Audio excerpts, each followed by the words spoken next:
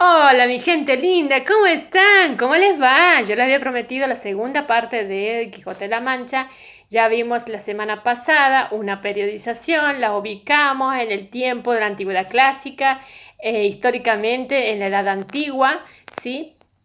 Y en la época de la Antigüedad Clásica, como movimiento literario, en la época helénica.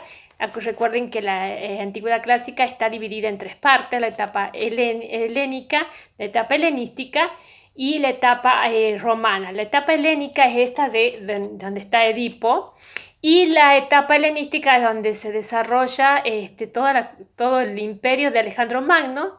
También se conoce como etapa alejandrina, ¿sí? Donde va a tener prioridad, como ya les decía, eh, Alejandría, ¿sí? Y luego la etapa romana. Bueno, pero nos centramos nosotros en Edipo. En Edipo, pero antes de comenzar a contar realmente lo que pasa con Edipo y el análisis de la obra en sí, vamos a hablar de un poquito de lo que es el inicio, sí, un poquitito de lo que es el inicio del teatro griego, porque cuando se representa, cuando Sófocles lo escribe, lo representa a esa obra, es en el siglo V antes de Cristo, pero esta tragedia griega ya estaba en los teatros y demás, pero tiene un antecedente todavía mucho más antes todavía, ¿no? Y el antecedente es el ditirambo. ¿Qué era el ditirambo? El ditirambo era unas danzas, cantos al dios Dionisio, cantos y danzas al dios Dionisio que se hacían alrededor de un altar. Gente improvisaba, cantaba y danzaba en favor del dios Dionisio. Dionisio es el dios del vino y de la naturaleza. Él era hijo de Zeus y Sémele. Y como era la esposa de Zeus, sabía que era un mujeriego Zeus, entonces lo manda a matar, lo salva, después lo lleva lejos a las ninfas, lo convierte en cabra, lo convierte en mujer, y hay muchas cosas que va huyendo de lado a lado, perseguido este chico, este Dioniso, hasta que crece y vive su vida, ¿no? Vive su vida en un descontrol, en un total desmesura, pero bueno, después muere, y ahí todo eso festejaban estas personas que cantaban y danzaban. Luego eso fue improvisado, luego lo escribieron y después lo pusieron, bueno, después de ponerlo por escrito ya había un corifeo, un director, ¿no? Llamado corifeo y el coro. Entonces ya iban en procesión, ¿sí?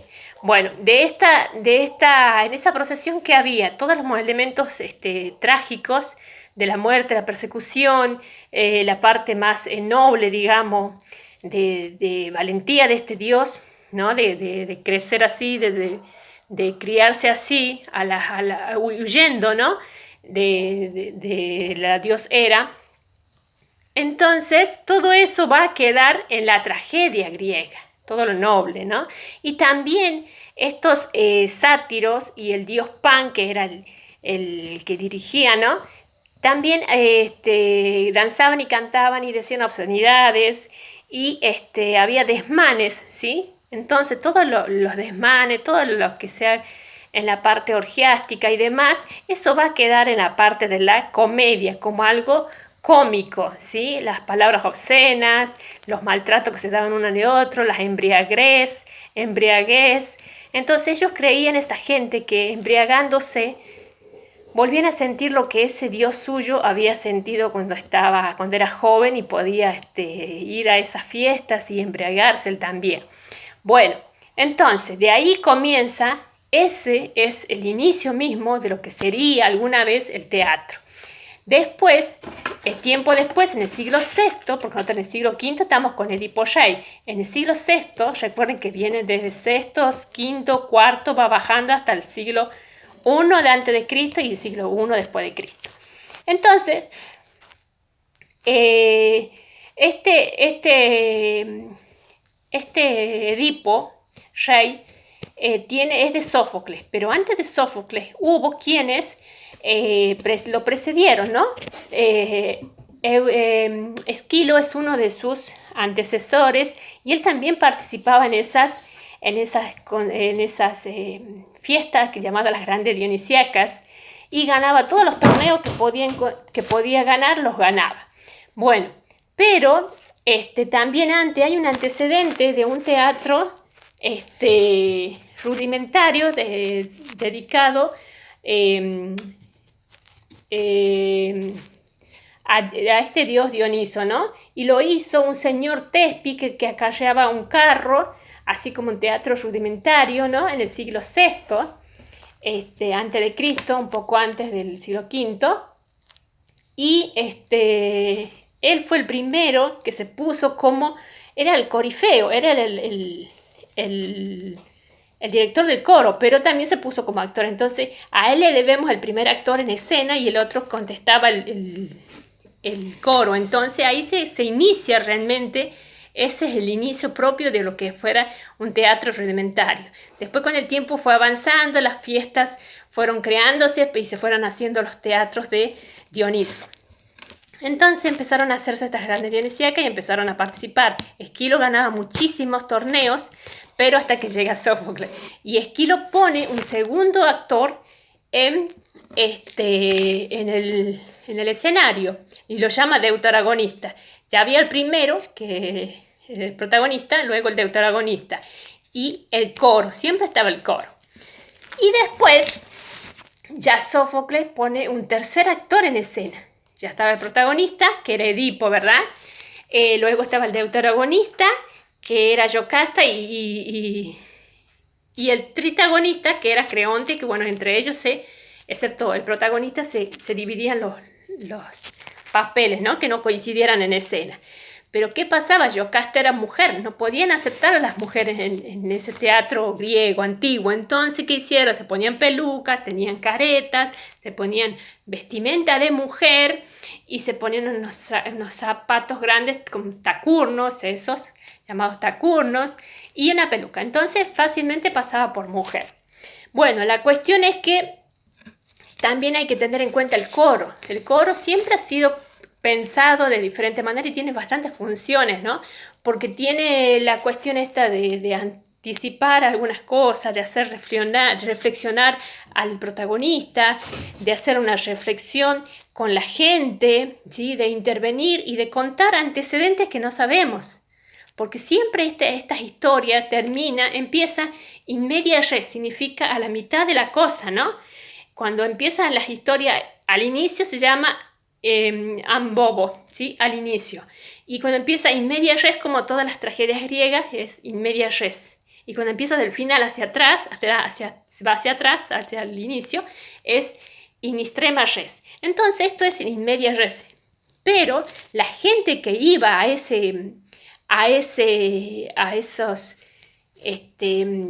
representaciones ya conocía la historia de Edipo. ¿Por qué? Porque conocía la mitología y conocía la maldición que tenía Edipo. Todo lo conocían ellos. ¿No? Nosotros no conocemos casi nada de lo que es Edipo. Hay muchas cosas que vemos de Edipo más en psicología o en esto o en aquello, pero no sabemos quién es. Bueno, ni sabemos la maldición que pesaba sobre sus hombros, ¿no? Y la maldición se va hacia su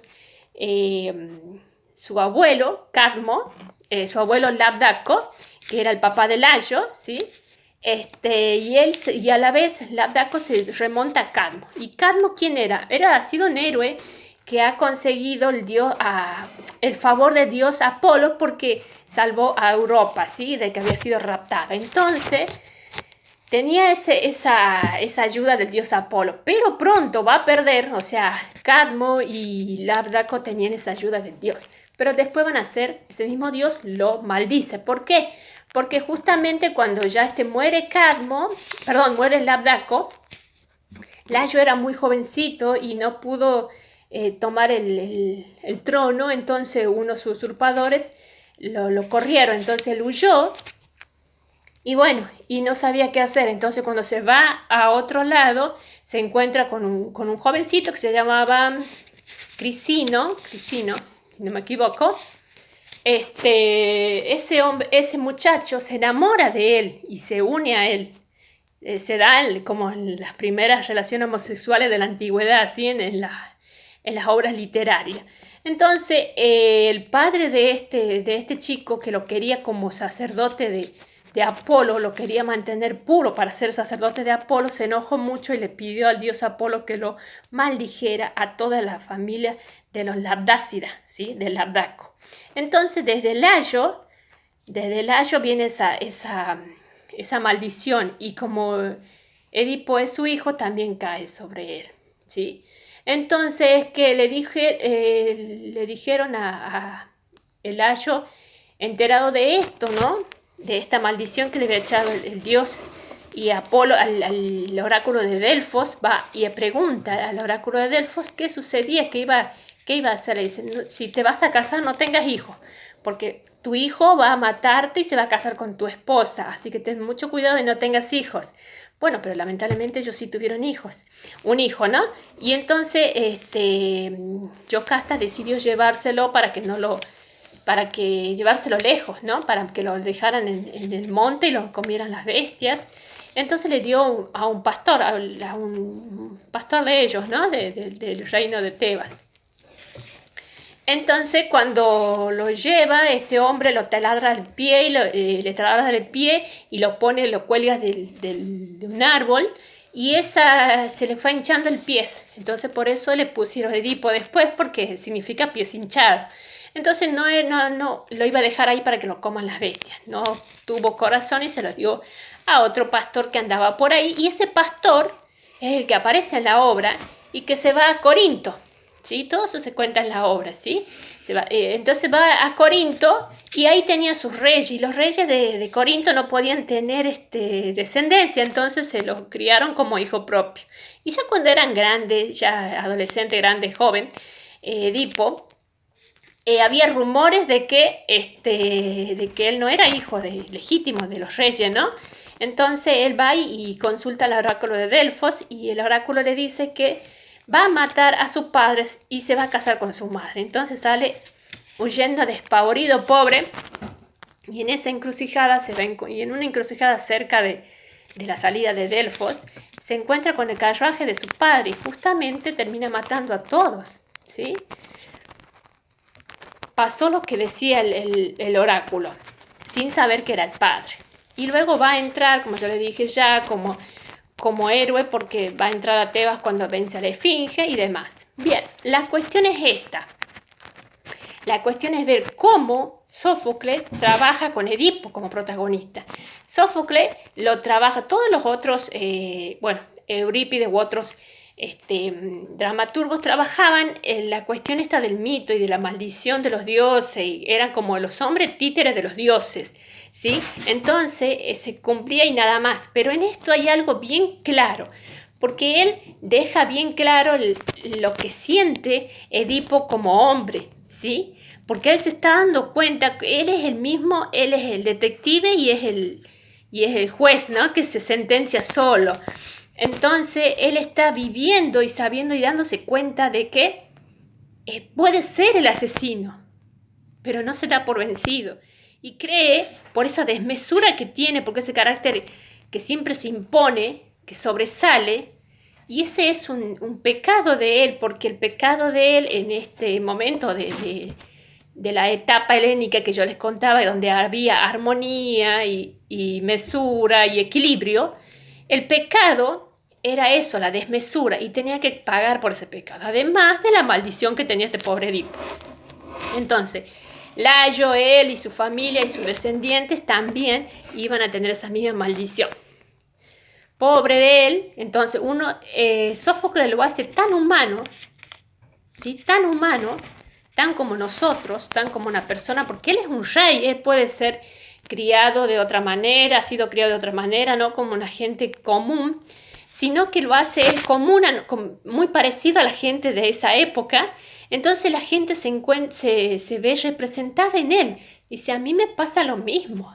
A mí me pasa lo mismo. Yo tengo rabia por esto, por aquello, y mi desmesura desborda.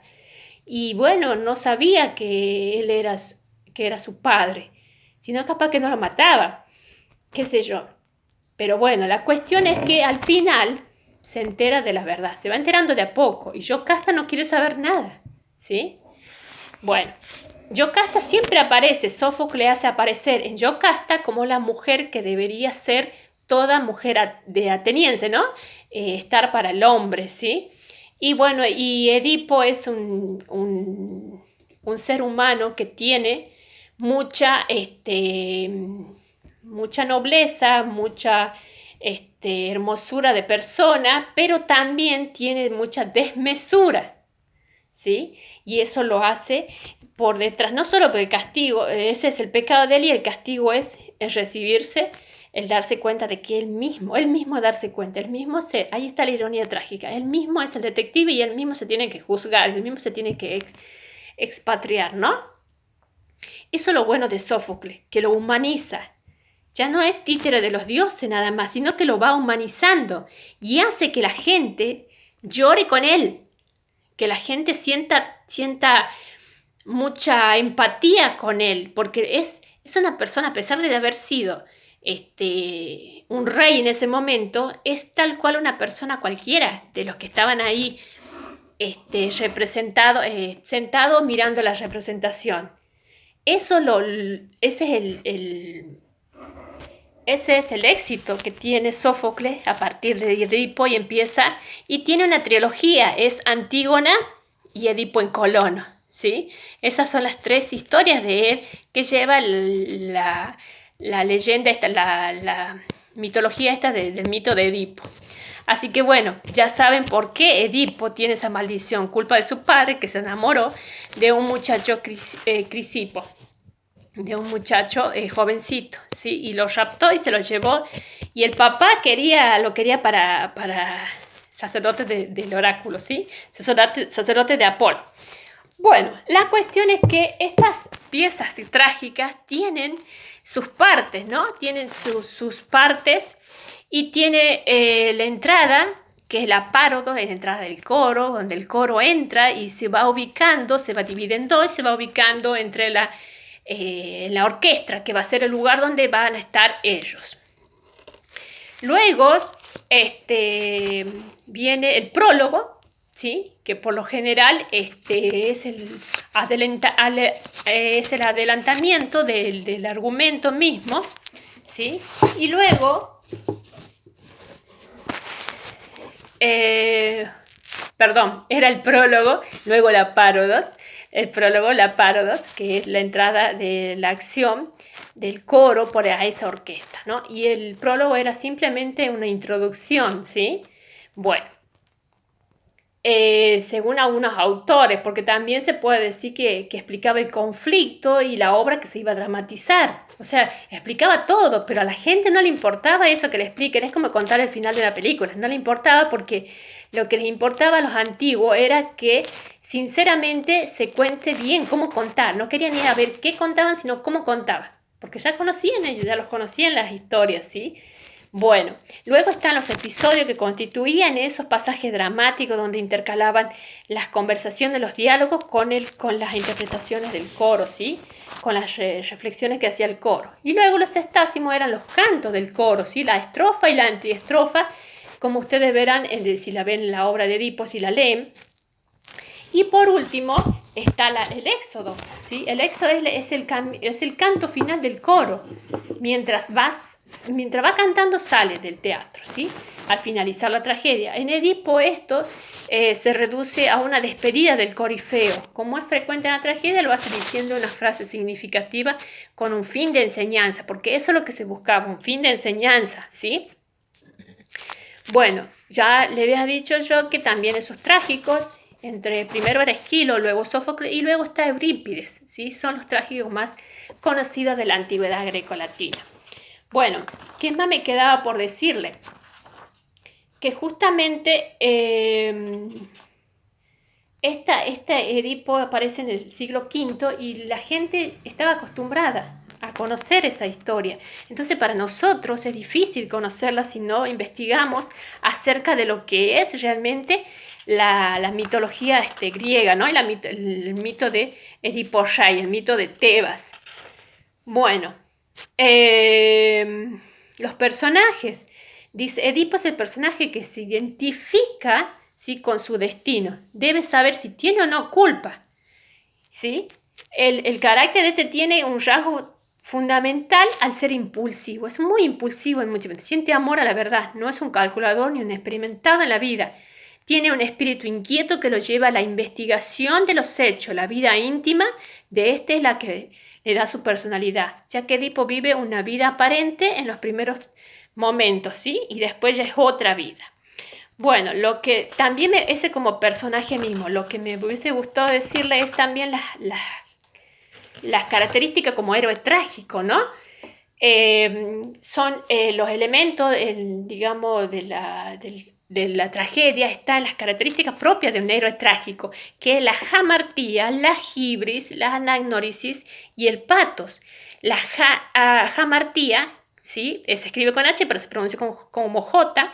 La jamartía es la culpa voluntaria o involuntaria de ese hombre, de ese personaje trágico, ¿no? De ese protagonista.